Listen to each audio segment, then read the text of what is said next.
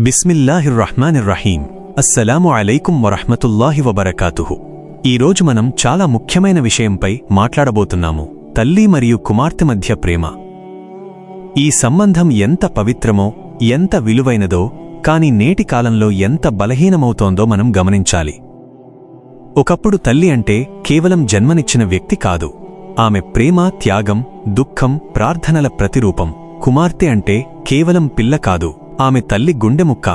కాని నేటి కాలంలో చిన్న చిన్న విషయాలకే తల్లి కుమార్తెల మధ్య గొడవలు, మాట్లాడుకోకపోవడం, గౌరవం లేకపోవడం చాలా సాధారణమైపోయింది. ఇప్పుడు ఏమి జరుగుతోంది?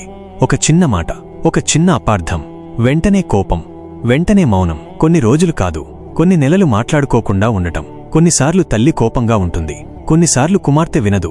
మొబైల్, స్నేహితులు, బయట ప్రపంచం ప్రభావంతో తల్లిని నిర్లక్ష్యం చేయటం పెరిగింది. తల్లి చెప్పిన మాటను పాతకాలపు ఆలోచనగా తీసుకోవడం జరుగుతోంది. కానీ ఒకసారి ఆలోచించండి, మీరు చిన్నగా ఉన్నప్పుడు ఎవరు మీకోసం నిద్రపోలేదు? ఎవరు మీకోసం తినకుండా ఉన్నారు? ఎవరు మీ కన్నీళ్లు చూసి కన్నీళ్లు పెట్టుకున్నారు? అది మీ తల్లి. మీరు మాట్లాడకపోయినా ఆమె మీకోసం దువా చేస్తూనే ఉంటుంది. మీరు బాధపెట్టినా ఆమె మిమ్మల్ని క్షమించేస్తుంది. ఇదే తల్లి ప్రేమ. అల్లాహ్ సుబ్హానహు వ తఆలా పవిత్ర ఖుర్ఆన్లో తల్లిదండ్రుల స్థానం ఎంత గొప్పదో స్పష్టంగా చెప్పారు. ఉదాహరణకు 17వ సూర 23 ఆయత్: మీరు అల్లాహ్సు తప్ప మరెవ్వరిని ఆరాధించవద్దు మరియు తల్లిదండ్రులకు మంచిగా ప్రవర్తించండి అని.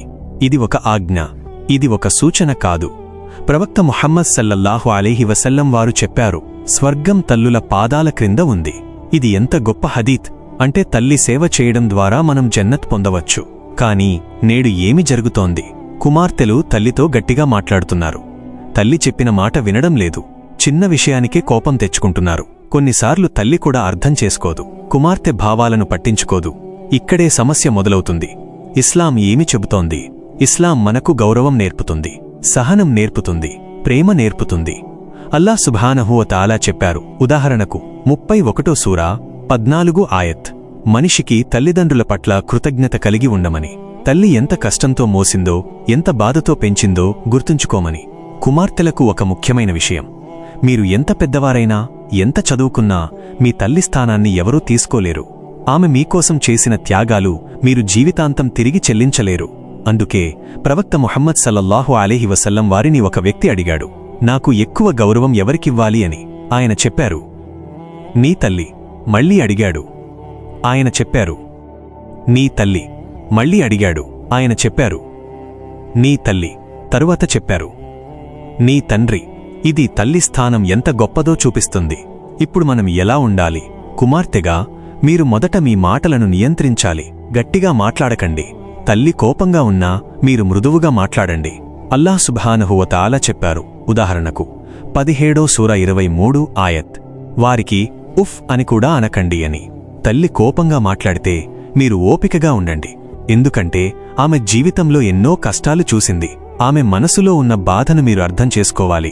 తల్లి కూడా ఒక విషయం గుర్తుంచుకోవాలి: కుమార్తె ఈ కాలంలో పెరిగింది. ఆమెకు తన భావాలు ఉంటాయి. ఆమెను వినాలి, ఆమెతో ప్రేమగా మాట్లాడాలి, కోపంతో కాదు. మార్గదర్శనం చెయ్యాలి. ఇస్లాం మనకు ఒక సుందరమైన మార్గాన్ని చూపిస్తుంది. కుటుంబం ప్రేమతో నిలబడాలి, కోపంతో కాదు, అహంకారంతో కాదు, వినయంతో. ఒక ఉదాహరణ: ఒక కుమార్తె తన తల్లితో చాలా రోజులుగా మాట్లాడలేదు. చిన్న విషయం కోసం గొడవ. కాని ఒకరోజు తల్లి అనారోగ్యానికి గురైంది. ఆ సమయంలో ఆ కుమార్తెకు తన తప్పు అర్థమైంది. కాని అప్పటికే చాలా ఆలస్యమైంది. కాబట్టి మనం ఆలస్యం కాకముందే సరిదిద్దుకోవాలి. కుమార్తె కుటుంబాన్ని ఎలా కాపాడగలదు? మొదట తల్లిని గౌరవించడం ద్వారా, ఆమెతో సమయం గడపడం ద్వారా, ఆమె మాట వినడం ద్వారా, దువా చేయడం ద్వారా. తల్లి కుటుంబాన్ని ఎలా కాపాడగలదు? ప్రేమతో, సహనంతో, క్షమతో, పిల్లలను అర్థం చేసుకోవడం ద్వారా. అల్లాహ్ సుబ్హానహు వ తఆలా చెప్పారు. ఉదాహరణకు 49వ సూర 10 ఆయత్: విశ్వాసులు సోదరుల్లా ఉంటారు, కాబట్టి మీరు శాంతి నెలకొల్పండి అని. మన కుటుంబంలో శాంతి లేకపోతే బయట శాంతి ఎలా ఉంటుంది? ప్రవక్త ముహమ్మద్ సల్లల్లాహు అలైహి వసల్లం వారి జీవితం మనకు ఆదర్శం. ఆయన ఎప్పుడూ కుటుంబంతో మృదువుగా ఉండేవారు, ఎప్పుడూ ప్రేమగా ఉండేవారు. మనమూ అదే మార్గంలో నడవాలి. ఇప్పుడు మనం ఒక గొప్ప దువాతో ముగిద్దాం. ఓ అల్లాహ్ అర్ రహ్మాన్ అర్ రహీం, మా కుటుంబాల్లో ప్రేమను పెంచుము, తల్లిదండ్రులకు గౌరవం ఇవ్వగల హృదయాన్ని మాకు ప్రసాదించుము. మా కుమార్తెలకు వినయమివ్వుము. మా తల్లులకు సహనమివ్వుము. ఓ అల్లా, మా మధ్య ఉన్న గొడవలను తొలగించుము. మా హృదయాలను కలిపి ఉంచుము.